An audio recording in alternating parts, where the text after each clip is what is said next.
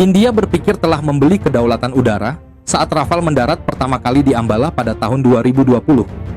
Jet tempur buatan Prancis itu dianggap simbol kekuatan baru, tapi ada satu hal yang tak pernah diserahkan oleh Prancis, kode sumber.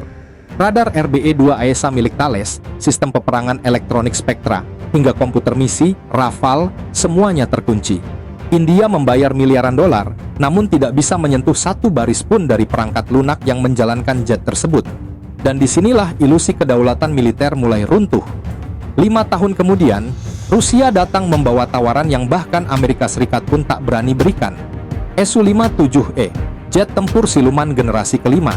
Namun kali ini, bukan hanya pesawatnya yang ditawarkan, melainkan akses penuh ke sistem operasionalnya, kode sumber terbuka, lisensi produksi, dan integrasi dengan senjata dalam negeri India.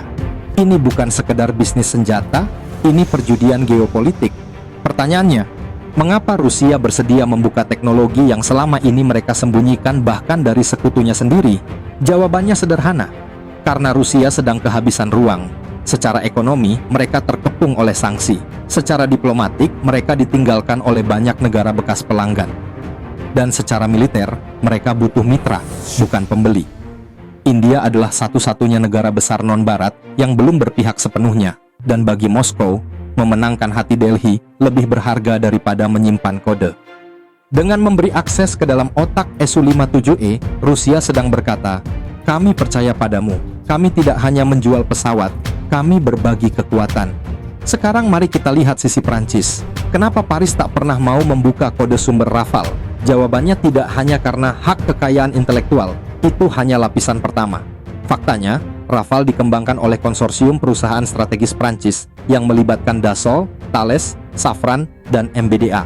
Setiap sistem pada jet ini tidak berdiri sendiri. Semua terhubung pada jaringan pertahanan dalam negeri Prancis. Membuka satu bagian kode berarti membuka pintu ke sistem NATO lainnya. Tak hanya soal teknologi, tetapi juga soal politik kontrol. Prancis ingin memastikan Rafale yang mereka ekspor tidak bisa dimodifikasi tanpa izin, tidak bisa diintegrasikan dengan senjata asing, dan yang paling penting, tidak bisa digunakan di luar skenario yang mereka setujui secara diam-diam. Disinilah India berada di persimpangan.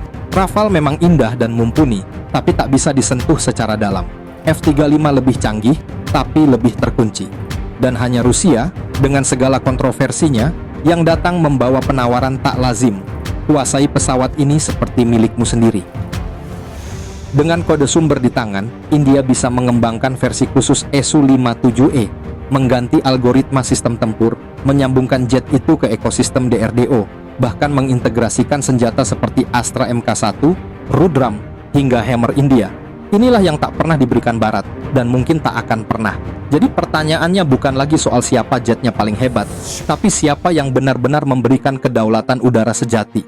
Dan dalam dunia perang modern, bukan mesin atau misil yang menentukan kemenangan, tetapi siapa yang memiliki kendali atas perangkat lunak yang menjalankan mereka. Apakah Rusia sedang putus asa? Mungkin.